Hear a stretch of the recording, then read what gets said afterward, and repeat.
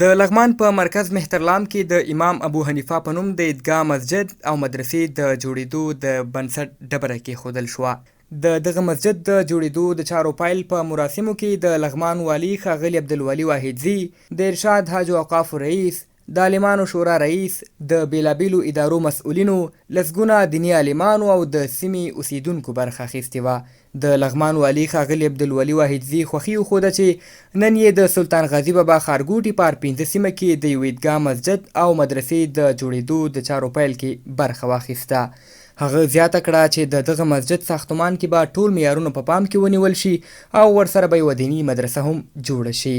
زه خوشحاله یم چې نن ورځ د یوه داسې نیک کار دپاره راوتلي چې هغه هم خدای پرې خوشحاله کیږي او هم د ولس لپاره یو لوی خدمت ده. دغه جومات چې نن یې د بنسټ ډبره کېښودل کېږي د ار5 په ساحه کې موقعیت لري چې انشاءالله د ټولو معیارونو سره برابر جومات وي. دلته به درسګاه هم وي او مدرسه به هم موجوده وي چې دلته زموږ ماشومان او ځوانان پکې دیني زده کړې وکړي. انشاءالله زه مطمئن یم چې د دې جومات په جوړېدو سره به د اختر لمنځونه او د جمعې لمنځونه او په عموم کې هغه درسګاه چې دلته مدرسه چې دلته پکې ایجاد کېږي دا به د لغمان د ولسونو په خیر وي. د ارشاد حج او اوقافو رئیس مولوي سید نجیب الله هاشمي د ولایتي ادارې ښار جوړونې او ځمکولۍ او مهترلام ښاروال څخه مننه وکړه چې په ټولو ښارګوټو کې مساجدو ته وړ او مناسب ځایونه جدا کړي دي. زه لري مننه وکړم د ښارسازي ریاست څخه چې زموږ په مقرر پیشنهادونو په دې نوي شهرکونو ټول بلاکونو کې د مساجدو لپاره په خپلو پلانونو کې ځایونه مشخص کړي ځمکې ښودلي دي.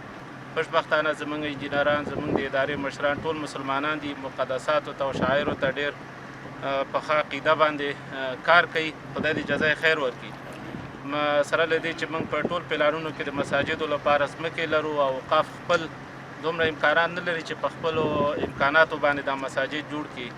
موږ همیشه په ورونو باندې غږ کړی چې متبرعین او دغه دوستان چې هغوی وس او توان لري د خدای تعالی د کورونو د آبادولو هغوی ته موږ غېږه خلاصه کړې چې راشي دا مساجد جوړ کړي، هم به د غصب نه خلاص شي او بل خلکو ته به خیر رسېږي، د الله کور آبادېږي.